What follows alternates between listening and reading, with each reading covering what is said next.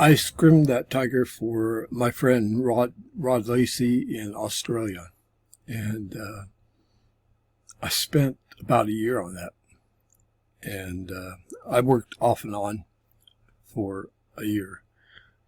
And Rod, he is a very patient, the most patient person I've ever known, very patient, because I meant to make a video earlier, but after work I'm involved in something else besides doing something like this, making a video. It's been a year since I published a YouTube video. But I plan to share more of my work later on. This is my last demonstration video. There will be no more because I'm starting to repeat myself over and over and over, and I think I've expressed everything I know about Scrimshaw.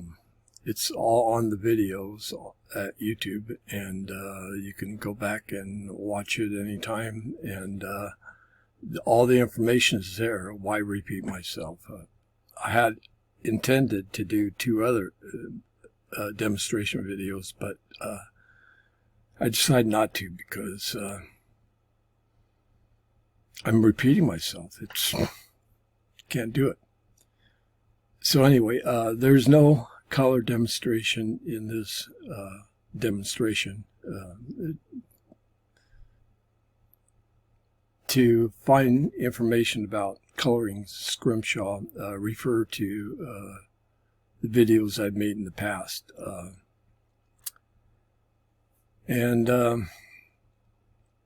Yeah, I think you'll enjoy this video. I did this one a little different. I created an avatar.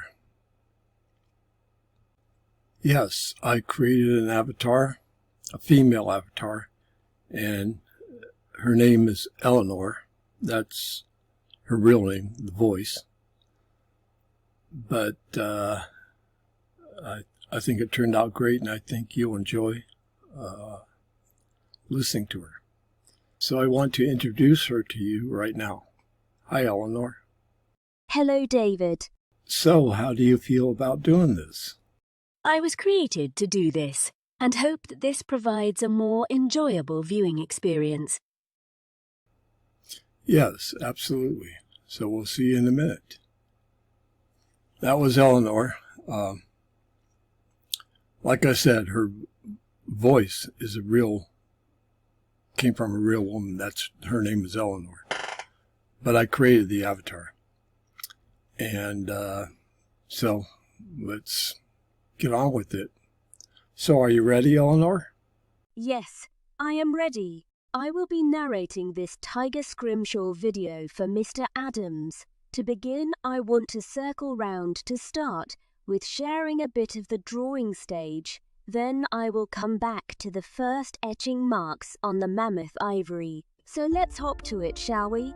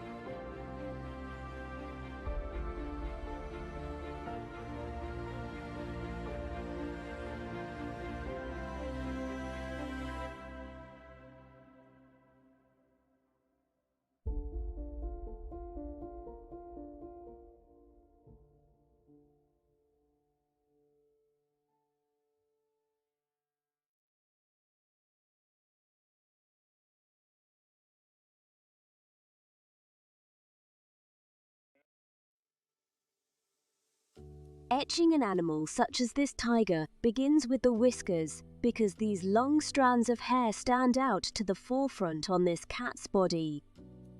a sheet of paper was taped to the ivory to protect the drawing from smudging.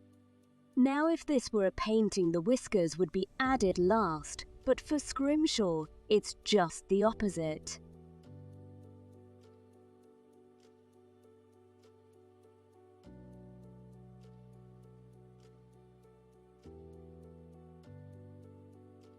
As you might imagine, Scrimshaw like this can be quite time-consuming, and it was.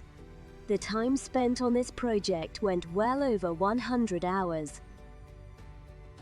Creating this Scrimshaw was not done sequentially, but rather it was scrimmed on and off for over a period of 1 year.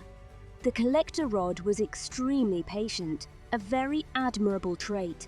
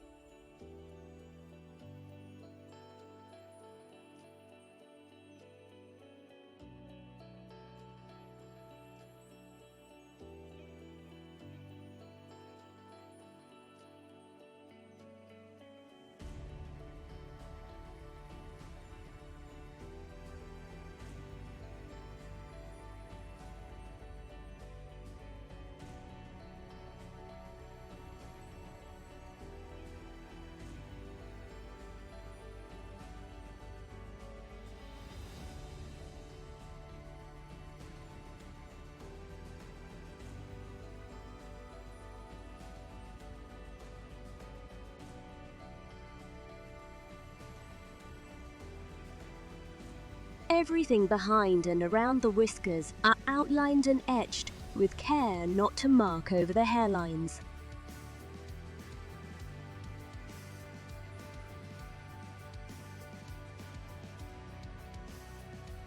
Keep in mind that the whisker hairs were etched with a single line.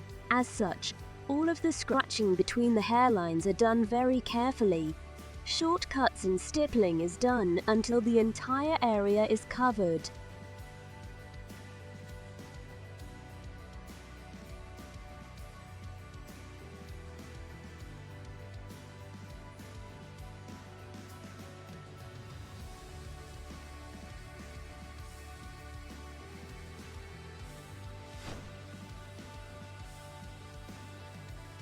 The Scrimshaw was inked after all of the predominant features of this design was laid in and outlined. Despite the non-existence of value structure, the stripes on the cat's body clearly displays the underlying musculature of the tiger's form. A variety of plant life in the foliage enhances the realistic interpretation of the environment.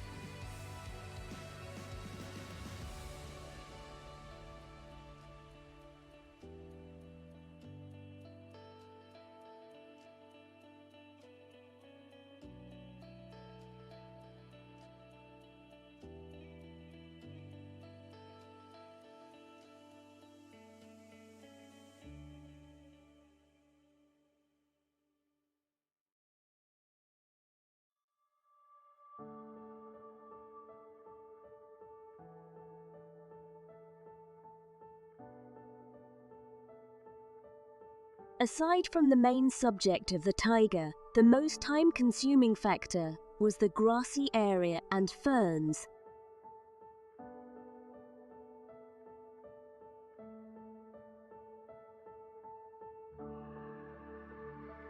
Tiny cuts for cross-hatching and some stippling was done to differentiate individual leaves. All of these dark spots are cross-hatched and stippled.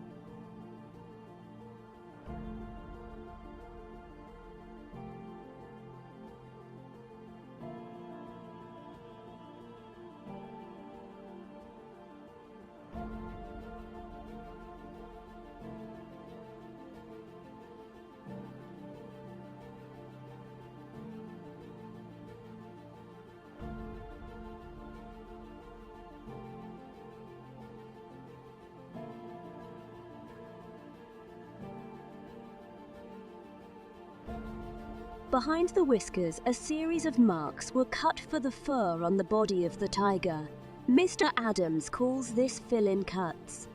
In this case, fill-in work is simply a coverage of lines for the short hairs on the cat's body without the focus on a particular pattern. Any patterning of fur comes in where the hair appears longer.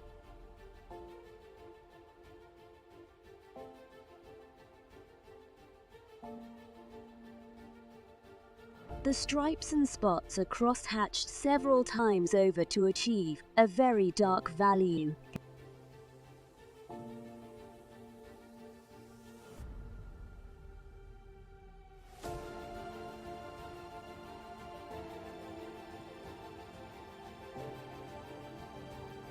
The cross-hatching cuts can still be seen on the stripes, so all of the dark spots were stippled to cover up the dark areas. This added touch uplifts the overall scrimshaw to be more appealing to the eye.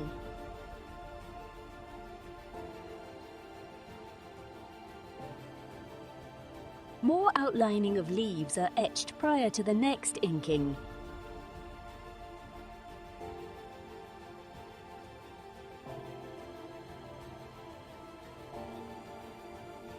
The dark background fill-in work is done as well.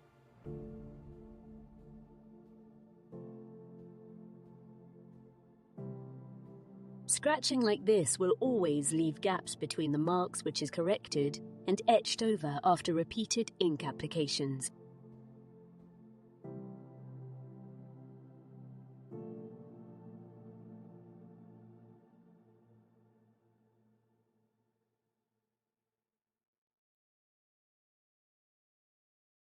Another inking reveals weak marks and incomplete cross marks. The lush vegetation before the big cat softens the tiger's appearance as he emerges from the forest.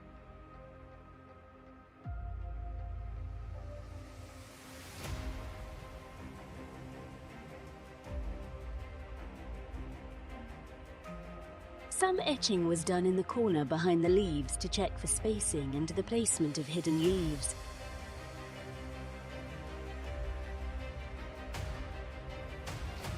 Additional stippling is done on the cross-hatched areas to fill in the gaps between the marks.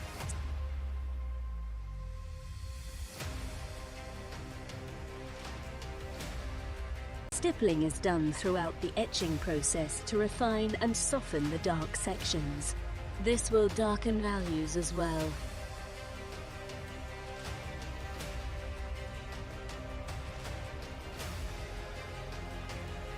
The dark around the eyes were done by micro-etching and stippling the area. This is done repeatedly until the darkest value is achieved. This is quite normal at this stage of the etching in projects so time-consuming. Projects of this quality requires optimal attention to detail. We apologize for the shaking in this video. This is due to the close proximity of the tripod.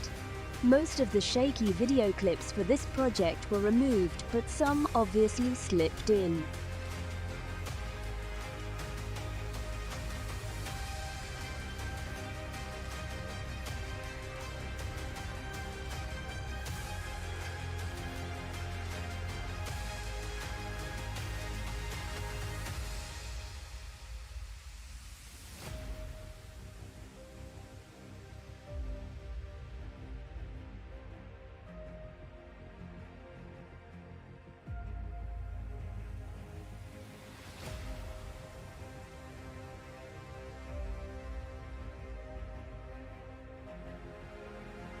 Cross-marking and stippling is continued on all of the dark spots of the tiger. To strengthen the etching, more cross-hatching is done over the previous marks. As I mentioned before, this will continue until the correct dark value is achieved. A value structure check is done after each inking.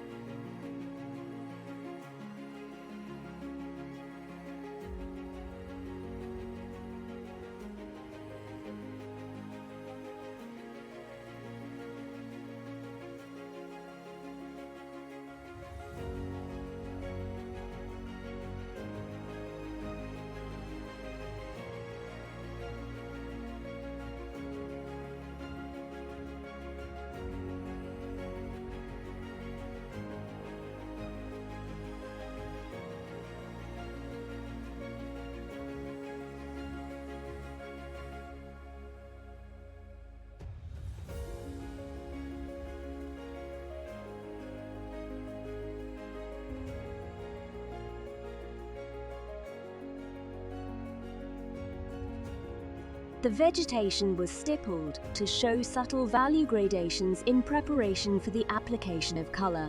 This is a very tedious process, as each leaf is etched in the same manner.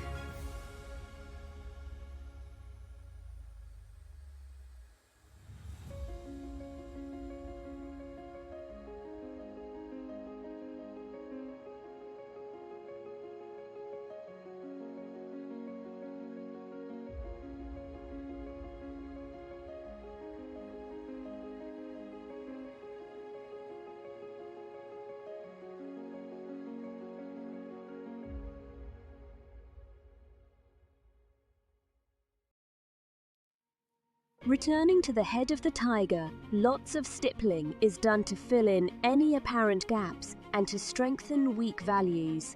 This refinement makes the scrimshaw more pleasing to the eye.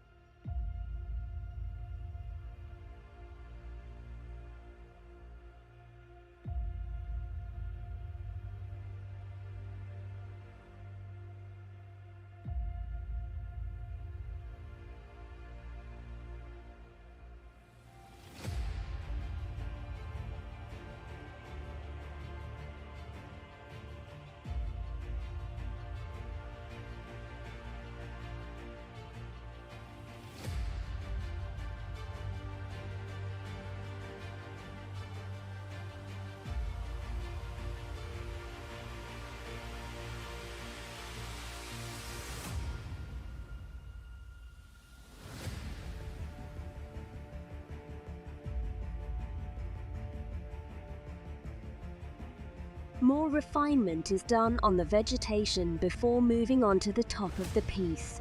All of the leaves were stippled to interpret its texture correctly.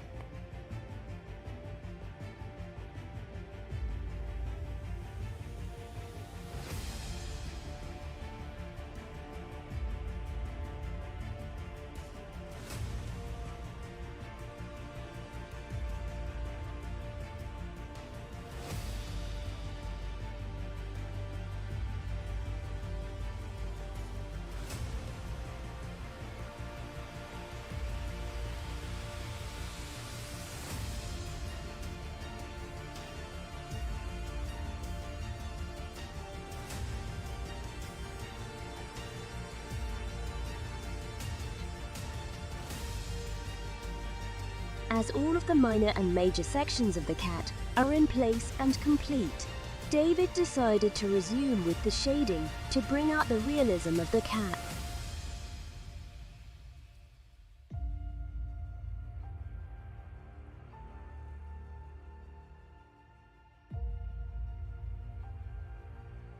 The cross-hatching cuts can still be seen on the stripes, so all of the dark spots were stippled to cover up the dark areas. This added touch uplifts the overall scrimshaw to be more appealing to the eye.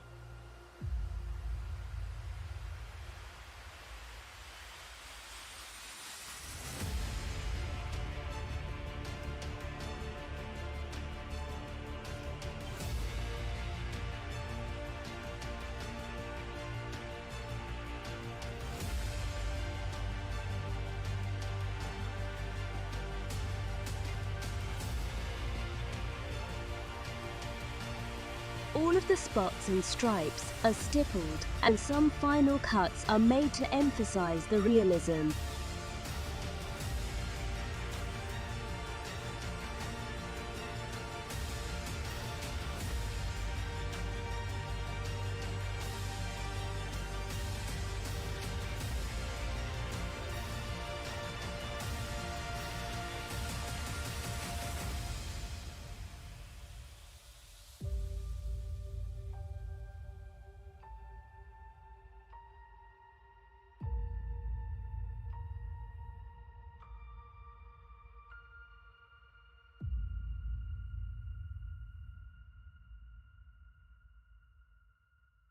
We hope this demo was informative and helpful to you.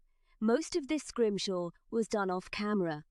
Some clips were assumed recorded, but were not, and other clips were corrupted and could not be used. There are no videos made to show how to apply color. You will have to refer to previous scrimshaw demonstrations showing the mixing and application of color. It's available for free at Mr. Adams' YouTube channel David Adams Artworks, where information for coloring scrimshaw can be found. The last portion of this video is a series of photographs showing the progression of the tiger scrimshaw. It starts where we left off here and ends with a finished tiger scrimshaw.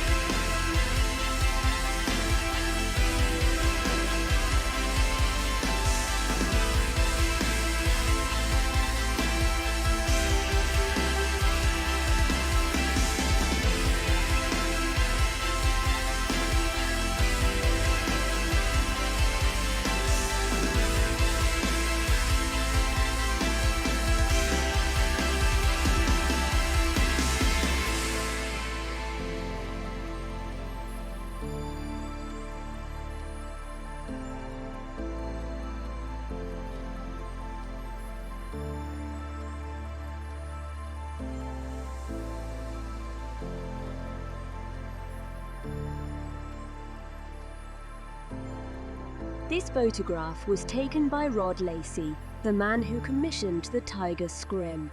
The ivory was prepped by Rod and was sent to David for Scrimshaw. The beautiful base was created by Rod and the text was etched by him on the title plate. The title for this scrim was suggested by Mr. Adams, Emergence. We hope you enjoyed this video. It was our pleasure to share it with you. This Scrimshaw was done for Rod Lacey, a friend of David Adams and subscriber to his channel.